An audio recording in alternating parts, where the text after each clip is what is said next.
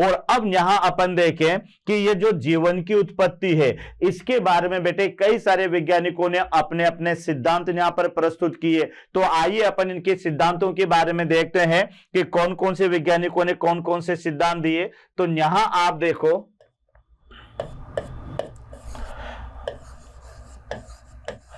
जीवन की उत्पत्ति को समझाने के लिए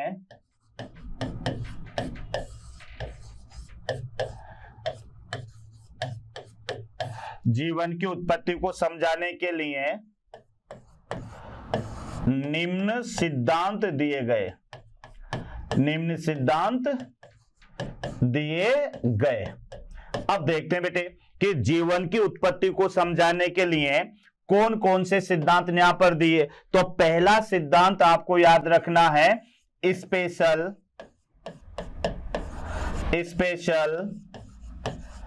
creation theory, special creation theory, यानी इसको आप याद रखेंगे यानी विशिष्ट सृष्टिवाद, इसको आप कहेंगे विशिष्ट सृष्टिवाद, विशिष्ट सृष्टिवाद याद रखना बेटे। स्पेशल क्रिएशन थ्योरी यानी इसे आप कहेंगे विशिष्ट सृष्टिवाद, सुपर नेचर थ्योरी याद रखना बेटे।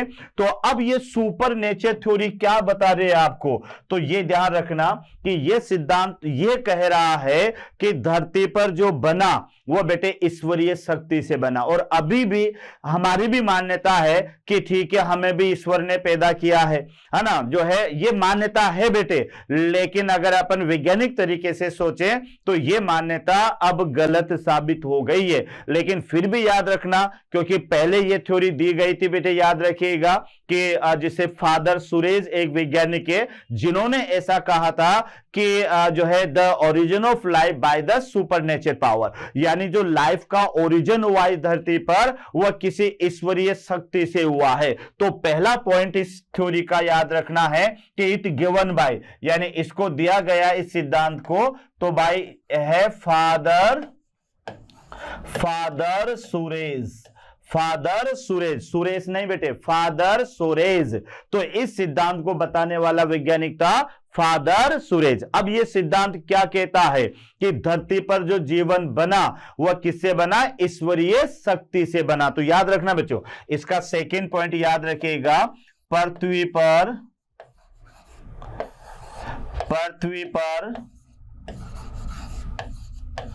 जीवन की उत्पत्ति,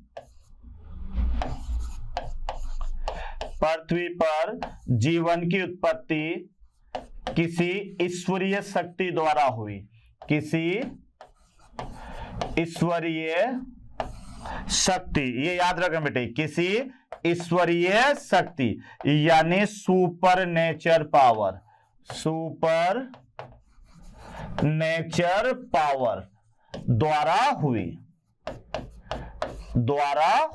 तो ये आपको याद रखना है। क्या कह रहा है ये सिद्धांत कि इस धरती पर जो जीवन की उत्पत्ति है, धरती पर जो जीवन की उत्पत्ति है वह किसी ईश्वरीय शक्ति से हुई बेटे। और ऐसा किसने माना कि यहां पर जैसे अपन रह लेते हैं ईसाई रिलीजन ले लेते हैं बेटे, यानी ईसाई। तो ईसाई धर्म जो है वह क्या कहता है कि पृथ्वी की जो उत्पत्ति है, ये याद रखना बेटे, पृथ्वी की उत्पत्ति वह 6 दिनों में हुई, 6 डेज, 6 दिनों में। तो यह याद रखना, ईसाई धर्म के अनुसार पृथ्वी की जो उत्पत्ति है वह 6 दिनों में हुई। उसमें भी अलग अलग दिन बताए कि इस दिन जो है क्या कहते हैं ये बना, इस दिन ये बना, इस दिन हेड बना, इस दिन जो है क्या कहते हैं क्या बना। वो सारा का सारा जो है इंसान की उत्पत्ति कैसे हुई वो सारा बताया बेटे 6 दिनों के अंदर। ये तो कहता है ईसाई धर्म। हिंदू धर्म के अनुसार अपन देखें यहां पर हिंदू धर्म, तो हिंदू धर्म के अनुसार बेटे यानी जो पहला मनुष्य था, पहला मनुष्य या पहला जो है क्या कहते हैं बेटे मनुष्य, तो पहला मनुष्य को क्या कहा यानी मनु। और पहली महिला तो पहली महिला को कहा यानी श्रद्धा। उसके अलावा यह भी मान्य है ब्रह्मा विष्णु महेश, यानी कहते हैं कि एक तो बेटे पैदा करने वाले, एक पालने वाले और एक संहार करने वाले। तो कुल मिलाकर यह है कि हिंदू धर्म के अनुसार भी बेटे पहला मानव जो बना वो मनुष्य माना गया है, और पहला जो क्या कहते हैं महिला बनी वह श्रद्धा से मानी गई है। इस्लाम के अनुसार बात करें तो पहला जो बेटे मनुष्य बना वह आदम के रूप में बने, और जो पहली महिला बनी वह हव्वा के रूप में बनी। तो यह सिद्धांत कंप्लीटली रिजेक्टेड है, ध्यान रखना, क्योंकि वर्तमान में बेटे ये नहीं मानते हैं। वर्तमान में तो साइंस तो प्रमाण मांगती है कि किस तरह से जीवन की धरती पर उत्पत्ति हुई, लेकिन फिर भी याद रखना कि जीवन की उत्पत्ति के बारे में पहला सिद्धांत आपके सामने आया है, वो आया है विशिष्ट सृष्टिवाद यानी स्पेशल क्रिएशन थ्योरी। और according to this theory the origin of life occur by the super nature power, यानी जो ओरिजिन ऑफ लाइफ हुई है बेटे वह किसी सुपर नेचर पावर के थ्रू हुई है। तो ये हमारा था यानी स्पेशल क्रिएशन थ्योरी। आगे बढ़ते हैं तो अगला सिद्धांत जो आने वाला है बच्चों, वह सिद्धांत आएगा हमारा यानी स्पॉन्टेनियस थ्योरी। अगला सिद्धांत आपने यहां पर देखिएगा, इसको कहेंगे अपन स्पॉन्टेनियस थ्योरी, यानी बेटे इसको हिंदी में याद रखना तो इसको कहोगे स्वतः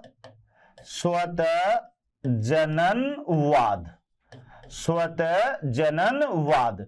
यानी यहां पर ये दूसरा सिद्धांत है जिसका नाम है स्वतः जननवाद यानी स्पेशल क्रिएशन थ्योरी।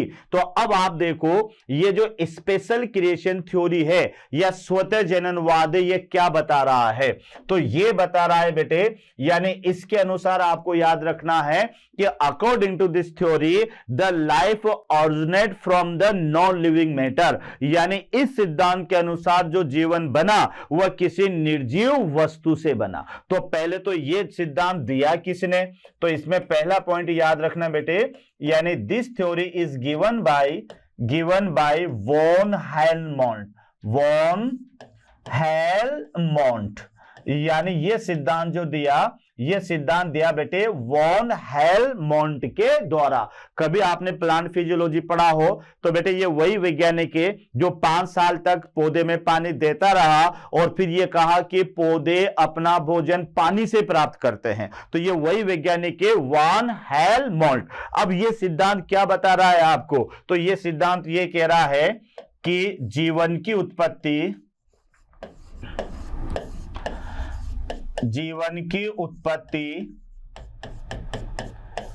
किसी निर्जीव पदार्थों से होती है, किसी निर्जीव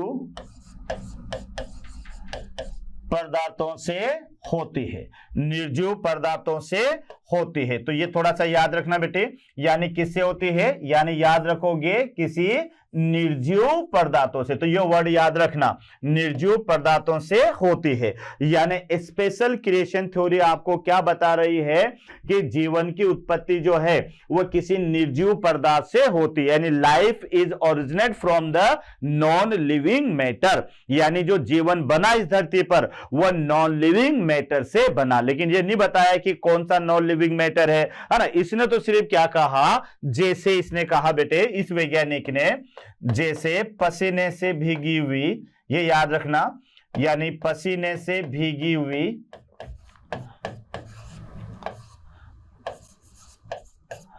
कमीज को, पसीने से भीगी हुई कमीज को 18 दिन तक या 21 दिन तक बताते हैं, 21 दिन तक गेहूं के भूसे में दबाने पर, गेहूं के भूसे में दबाने पर चूहे पैदा हो जाते हैं, चूहे उत्पन्न हो जाते हैं, चूहे उत्पन्न हो जाते हैं। तो यहां आप देखिएगा कि गेहूं का भूसा इस वैज्ञानिक ने क्या माना, निर्जीव माना, और चूहे को क्या माना बेटे, सजीव माना। यानी वॉन हेलमोंट ये कह रहा है कि अगर पसीने से भीगी हुई कमीज को 21 दिनों तक अगर गेहूं के भूसे में दबाकर रखा जाए तो वहां पर चूहे पैदा हो जाते हैं। या बेटे आपने देखा होगा, इसने बताया कि कीचड़ से जैसे मेंढक पैदा होते हैं या कीचड़ से मक्खी मच्छर पैदा होते हैं। लेकिन आप ये सोचो कि इसने इस पसीने से भीगी हुई कमीज को गेहूं के भूसे में क्यों दबाया, है ना, क्योंकि अपन को पता है जहां गेहूं दाने होते हैं बेटे वहां चूहे अपने आप आ जाते हैं। इस कमीज को किसी रेत में दबाता और फिर कहता कि वहां चूहे पैदा हो गए, लेकिन कहां दबाया, सोचो इसने कहां दबाया उसे, गेहूं के भूसे में। तो यह सिद्धांत भी रिजेक्टेड हो गया बेटे कि ऐसा कुछ नहीं है कि पहले निर्जीव पदार्थों से, कीचड़ से, इनसे अगर जो है जानवर बनने लग गए तो ऐसा पॉसिबल नहीं होता। तो यह सिद्धांत ध्यान रखना, यानी स्पॉन्टेनियस थ्योरी, यानी क्या याद रखोगे, स्वतः जननवाद। दिया किसने, वान हेलमोंट ने इसको दिया। और क्या कहा कि बेटे जो जीवन की उत्पत्ति हुई वह किससे हुई, निर्जीव पदार्थों से हुई, इतना याद करना। और इसके लिए इसने क्या कहा कि पसीने से भीगी हुई कमीज को अगर 18 से 21 दिनों तक गेहूं के भूसे में रख दिया जाए तो वहां पर चूहे पैदा हो जाते हैं। तो यह सिद्धांत दिया तो है बट बेटे रिजेक्टेड थ्योरी है। आगे अपन पढ़ते हैं, तो यहां पर तीसरा सिद्धांत आता है, तीसरी थ्योरी आती है और यह थ्योरी होगी बायोजेनेसिस लॉ, बायोजेनेसिस थ्योरी, यानी इसको कहोगे आप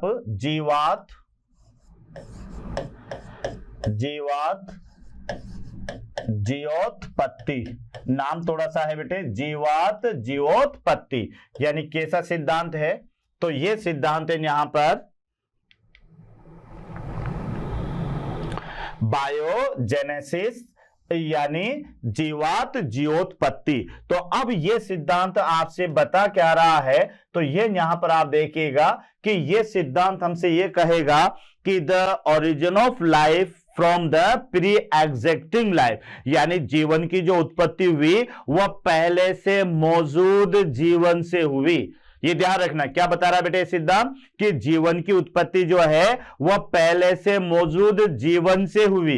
लेकिन याद रखना ये नहीं बता पाया कि पहले जो जीवन था वह आया कहां से, यानी वो वाली बात है बेटे कि मुर्गी पहले आई या अंडा पहले आया। अंडा पहले आया तो अंडा तो मुर्गी से आता है, ये याद रखना। फिर कहीं मुर्गी पहले आए तो मुर्गी तो अंडे से निकलती है, इसका जवाब अभी तक कोई नहीं दे पाया। इसी तरह से याद रखना यह सिद्धांत क्या बता रहा है आपको कि जीवन की जो उत्पत्ति है वह पहले से मौजूद जीवन से हुई। इसके कुछ प्रमाण भी अपन यहां पर लेंगे, जो इन्होंने कहा कि जैसे लुईस पाश्चर का एस नली वाला प्रयोग था, तो एक जार में तो नली को सीधा रखा और एक को बेटे एस रूप में इसने मोड़ दिया। तो क्या देखता है कि सीधी नली में मक्खी मच्छर आए और उस सॉल्यूशन पर बेटे वहां अंडे दिए, उनसे लार्वा बन गया। लेकिन जो एस नली वाला था बेटे मक्खी मच्छर नहीं आ पाए, तो वहां पर कोई जीवन नहीं बना क्योंकि वहां पर अंडे नहीं दिए गए। तो इसने क्या बताया कि जहां जीवन आया वहां तो जीवन बना और जहां जीवन नहीं आया वहां पर जीवन नहीं बना। तो इस आधार पर इसने कहा कि जो जीवन की उत्पत्ति है यह पहले से मौजूद जीवन से होती है। तो आइए अपन देख लेते हैं कि इसका पहला पॉइंट क्या है। तो इस सिद्धांत को देने वाला वैज्ञानिक जो है, यानी this theory is given bye, तो ये याद रखना बेटे दो वैज्ञानिकों को दी, एक तो फ्रांसिस्को रेड्डी, एक तो बेटे इसको दिया फ्रांसिस्को रेड्डी और दूसरा इसको दिया लुईस पाश्चर। तो ये दो वैज्ञानिकों के द्वारा इस सिद्धांत को दिया गया। एक तो दिया बेटे फ्रांसिस्को रेड्डी ने और दूसरा दिया इसको लुईस पाश्चर ने। तो यहां पर अब ये सिद्धांत कहेगा क्या, तो एक तो ये तो याद हो गया आपको, ये सिद्धांत किसने दिया, तो ये सिद्धांत दिया फ्रांसिस्को रेड्डी ने दिया बेटे, और एक दिया किसने, लुईस पाश्चर ने, जिसका अपन एस नली वाला प्रयोग यहां पर पढ़ने वाले हैं। तो ये सिद्धांत कहता क्या है, यानी अकॉर्डिंग टू दिस थ्योरी, तो यहां पर याद रखना इस सिद्धांत के अनुसार जीवन की उत्पत्ति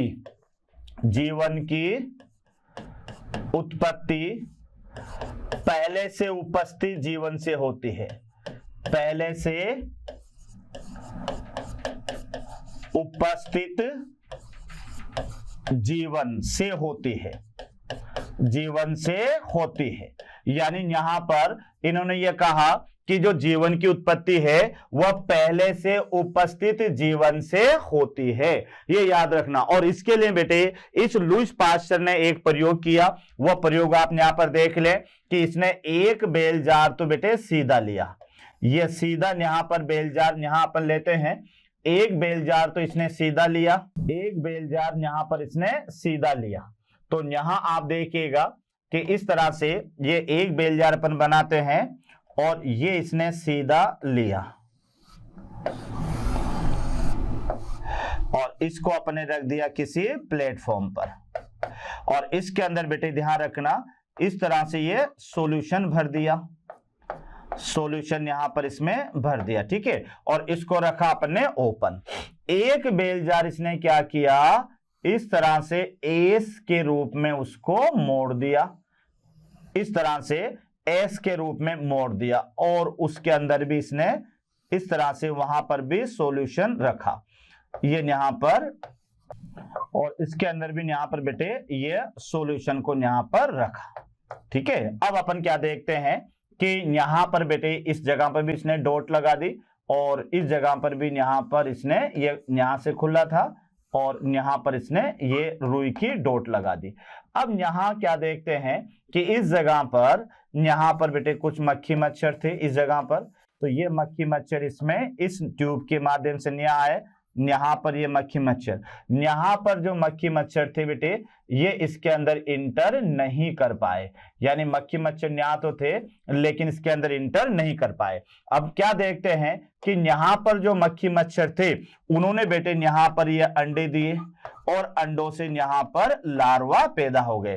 तो यहां आप देखो कि इस जगह पर तो ये तो बेटे क्या हो गया कि यह सॉल्यूशन तो खराब हो गया, यानी यहां पर ये लार्वा उत्पन्न हो गए, लार्वा। लेकिन यहां आप देखते हैं तो यहां नो लार्वा, यानी यहां पर कोई लार्वा उत्पन्न नहीं हुए।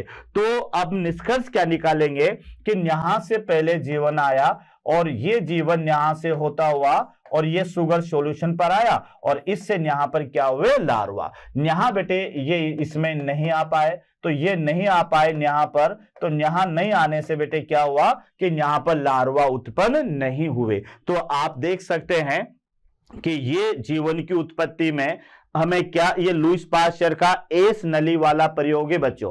तो एस नली वाले प्रयोग में इसने एक बेल जार को तो सीधा लिया, उसकी सीधी ट्यूब थी, तो सीधी ट्यूब से मक्खी मच्छर सीधे सॉल्यूशन पर आए होंगे, वहां बैठे भोजन के रूप में उनका इस्तेमाल किया सॉल्यूशन का, और वहां पर उन्होंने अंडे दिए और बेटे वो अंडों से वहां पर लार्वा भी बने, यानी वो सॉल्यूशन सड़ जाता है या खराब हो जाता है। दूसरे प्रयोग में लुईस पास्चर ने क्या किया कि बेल जार की नली को एस की आकृति में मोड़ दिया, तो एस की आकृति में मोड़ दिया और उनके घुमाव पर रुई की डॉट भी लगा दी। तो फिर क्या देखता है बेटे कि उसका जो सॉल्यूशन था एस नली वाले जार का वो खराब नहीं होता है। तो उसने क्या निष्कर्ष निकाला कि एस नली वाला जो जार था उसमें मक्खी मच्छर अंदर नहीं आ पाए, याद रखना, और मक्खी मच्छर के अंदर नहीं आ पाने के कारण, ये याद रखना, मक्खी मच्छर के अंदर नहीं आ पाने के कारण बेटे वहां पर कोई भी लार्वा अंडे नहीं दिए, और अंडे नहीं दिए तो वहां पर कोई लार्वा उत्पन्न नहीं हुआ।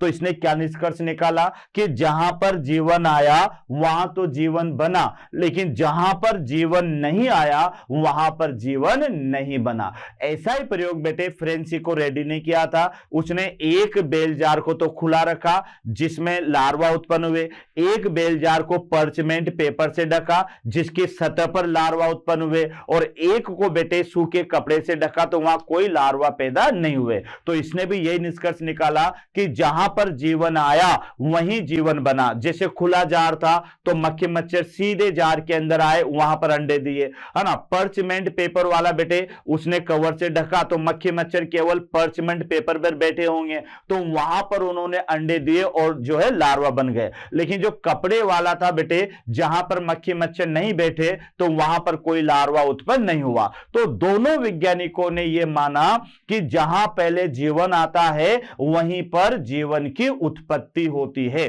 तो यह सिद्धांत हमारा कौन सा, यानी बायोजेनेसिस थ्योरी, जिसको आप कहेंगे जीवात जीवोत्पत्ति। अगला सिद्धांत जो बेटे इसमें आपको पढ़ोगे यह है हमारे पास में, यानी कोस्मोजोआ थ्योरी। यानी छोटा सिद्धांत जो आपको याद रखना है यह है कोस्मोजोआ थ्योरी। कोस्मोजोआ थ्योरी यानी कोस्मोजोआ सिद्धांत। तो यह सिद्धांत आपसे क्या कहता है, यह आप यहां पर थोड़ी देख ले बेटे। कोस्मोजोआ यह सिद्धांत आपसे यह बता रहा है कि धरती पर जो जीवन आया वह धरती से नहीं आया, वह कहां से आया कि किसी दूसरे ग्रह से आया, है ना। जिस रूप में आया वह प्रतिरोधी बीजाणु के रूप में आया, स्पोर के रूप में आया, जिससे इन्होंने कोस्मोजोआ कहा। लेकिन बेटे हम थोड़ा सोचें कि एक ग्रह से दूसरा जो ग्रह है वह कई प्रकाश वर्ष दूर होता है, याद रखना। यानी आपको पता है कि सूरज से पृथ्वी की जो दूरी है वह लगभग 15 करोड़ किलोमीटर है।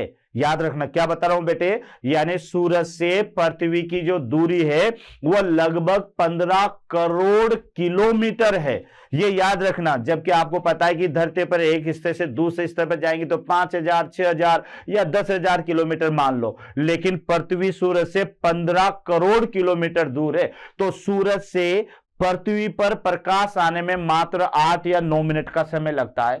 अब आप अंदाजा लगा लो कि इतनी गति होती है प्रकाश की कि 8 मिनट में 15 करोड़ किलोमीटर चल लेता है। तो ये जो प्रकाश है ये 1 साल में इतना चले तब जाकर बेटे वह ग्रह उसके पास में आएगा, तो इसको कहते हैं प्रकाश वर्ष। तो याद रखना कि यहां पर एक प्लेनेट दूसरे प्लेनेट से प्रकाश वर्ष की दूरी में होते हैं। ये कैसे पॉसिबल हो पाएगा कि ये जीवित रचना जो है वह एक ग्रह से दूसरे ग्रह पर आए। लेकिन फिर भी बेटे इसने बताया तो अपन को तो पढ़ना पड़ेगा। तो यह सिद्धांत दिया किसने, तो पहला पॉइंट तो याद रखना बेटे कि इट गिवन बाय, इस सिद्धांत को दिया केल्विन ने, रिचटर और केल्विन ने। तो इस सिद्धांत को बताने वाला जो वैज्ञानिक था यह वैज्ञानिक था बेटे केल्विन, ये याद रखिएगा। और क्या बताया इस सिद्धांत ने, तो इस सिद्धांत के अनुसार जो जीवन की उत्पत्ति होती है, यानी पृथ्वी पर जीवन, यह सिद्धांत ये कहता है बेटे कि पृथ्वी पर जीवन किसी दूसरे ग्रह से आया। ये याद रखना, किसी दूसरे ग्रह यानी प्लेनेट से आया, ये याद रखना, से आया, है ना। अब किस रूप में आया ये भी आप याद रख लें, यानी के रूप में दूसरे ग्रह से आया, और ये आया प्रतिरोधी बीजाणु के रूप में। प्रतिरोधी बीजाणु, प्रतिरोधी बीजाणु यानी जिसको आप कहेंगे कोस्मोजोआ, कोस्मोजोआ के रूप में। तो ये भी आपको याद रखना है कि ये जो जीवन आया अपने आप तो नहीं आया होगा, या खुले में बेटे ऐसे तो नहीं आया होगा चलो पृथ्वी पर चलते हैं। तो ये वैज्ञानिकों ने इतना तो कहा कि जो जीवन इस धरती पर आया है, जो जीवन इस धरती पर आया है वह एक प्रतिरोधी बीजाणु के रूप में आया है। बेटे याद रखना, किस रूप में, प्रतिरोधी बीजाणु के रूप में आया है। और ये जो प्रतिरोधी बीजाणु है इस पर वातावरणीय प्रभाव नहीं पड़ता होगा, तो इस आधार पर ये पृथ्वी पर आया और यहां आकर फिर इसने जो है यहां पर जीवन की उत्पत्ति की। तो ये तो पॉसिबल यानी मिलने में नहीं आता है बेटे कि एक ग्रह से दो। अब ये भी नहीं बताया कौन से ग्रह से आया, तो इसका मतलब क्या अभी भी दूसरे ग्रह पर एलियन है? अभी तक तो कोई इसके बारे में जानकारी नहीं है किसी को। अगर हो तो बेटे हाँ ठीक है, गैलेक्सी है, हजारों सोलर सिस्टम है, किसी न किसी सोलर सिस्टम पर तो जीवन होगा, ये तो अपन भी जानते हैं। तो फिर सीधा आता ना इंसान के रूप में आता या कोई एलियन के रूप में, ये बीजाणु के रूप में कैसे आया और ये बीजाणु ने फिर आगे चलकर कैसे इंसान बना, ये के बारे में ये थ्योरी नहीं बताती। लेकिन फिर भी बेटे ये सिद्धांत दिए गए हैं तो ये अपन को यहां पर पढ़े। अब यहां पर जो मेन सिद्धांत है बेटे पांचवा, वो होगा हमारा आधुनिक सिद्धांत। तो यह आधुनिक सिद्धांत के अनुसार ही आपको मानना है कि धरती पर जीवन कैसे कैसे बना, तो इसको डिटेल अपन नेक्स्ट लेक्चर में अपन लेंगे। लेकिन उससे पहले मैं बता देता हूं कि आधुनिक सिद्धांत ही सबसे मेन सिद्धांत है, और ये अभी तक जो अपन ने 4 सिद्धांत पढ़े हैं ये रिजेक्टेड है बेटे। इनके अनुसार कोई धरती पर जीवन नहीं बना। जो बना है वह आधुनिक सिद्धांत के अनुसार बना है, जिसे अपन 2 भागों में डिवाइडेड करने वाले हैं, एक तो केमिकल इवोल्यूशन और एक बायोलॉजिकल इवोल्यूशन। केमिकल इवोल्यूशन बेटे रासायनिक पदार्थों के संगठन से धरती पर जीवन बना, और इसको सत्यापित करने के लिए स्टैनले मिलर ने अपना प्रयोग किया, है ना। वो भी बताएंगे अपन कि स्टैनले मिलर ने किस तरह से प्रयोग किया, किस तरह से उसने फ्लास्क के अंदर धरती के जैसे वातावरण को उत्पन्न किया, कैसे वहां शर्कराएं बनी, ये सारा डिटेल अपन को लेना है। बायोलॉजिकल के अंदर बेटे पहला जैव अणु क्या बना, तो पहला जैव अणु कोसरवेट्स बताया जाता है। उसके बाद में प्रोटोबायोंट बने होंगे, फिर यूबायोंट बने होंगे, फिर प्रोकैरियोटिक सेल बनी, फिर यूकैरियोटिक सेल बनी, और उसके बाद में बेटे धीरे धीरे धरती पर जो है जीवन की उत्पत्ति हुई। तो इस तरह से आज का हमारा टॉपिक था बेटे, यानी इवोल्यूशन, जैव विकास, और जैव विकास का पहला टॉपिक है जीवन की उत्पत्ति। लेकिन अभी पूरी नहीं हुई है, लेकिन उससे पहले मैं आपको बता दूं कि जीवन की उत्पत्ति को या बेटे जैव विकास को, जैव विकास क्या है, धीमी गति से चलने वाली निरंतर क्रिया है, और जैव विकास हमेशा सरल जीवों से जटिल जीवों की ओर जैव विकास होता है। तो इस धरती पर जैव विकास को समझाने के लिए बेटे इसी अध्याय को अपन 5 पार्ट में पूरा करेंगे।